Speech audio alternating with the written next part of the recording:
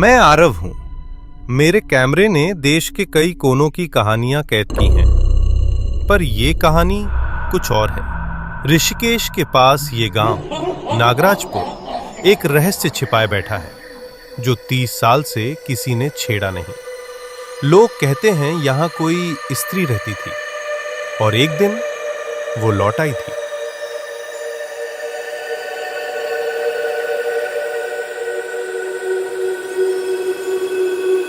रुद्धिमा, इस मंदिर की छाया में लोग अब भी खौफ खाते हैं। आरव, एक कहानी के लिए इतना डर?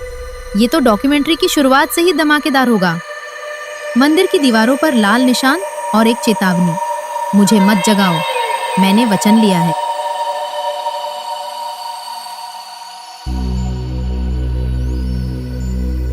उस रात पूरे गांव ने देखा था बिना पैरों के चलती हुई चूड़ी की खनक, और फिर गायब हो गए 4 लड़के, जैसे धरती निगल गई हो।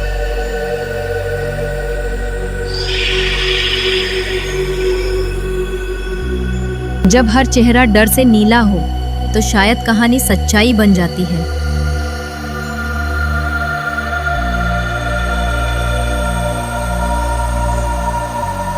नीलेश पर अपनी माँ से कहता है, हाँ माँ, बस 5 मिनट में आ रहा हूं। अरे ये आवाज कैसी थी?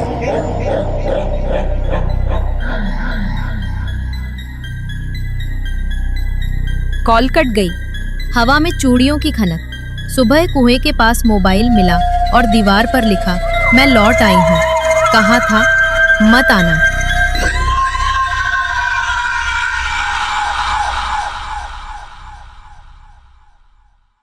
तीन और लड़के और वही पैटर्न। गांव वाले कहते हैं हमने उसे देखा, बिना पांव के चलती हुई। वो हमारे घर के बाहर रुकती है और फिर कोई नहीं बचता। आरव कैमरे से, अब ये केवल कहानी नहीं है, ये हो रहा है अभी मेरे सामने।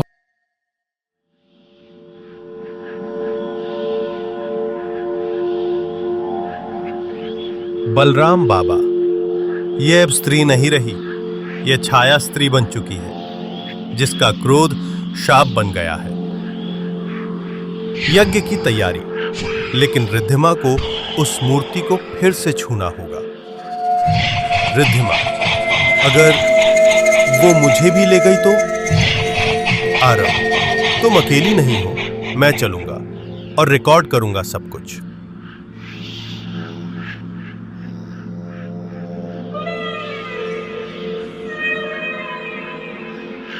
मैं सिर्फ शाप नहीं थी, मैं प्रेम थी जिसे बलिदान बना दिया गया। मुझे ले जा, पर रिद्धिमा को छोड़ दे। आंखें सामान्य होती हैं, स्त्री की परछाई झील में समा जाती है और एक अंतिम आवाज, अब हर साल मैं देखूंगी, क्या तुम अपना वचन निभाते हो?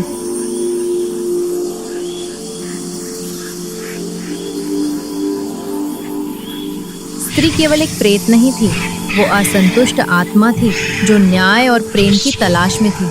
अब हर घर के बाहर लिखा होता है, स्त्री कल मत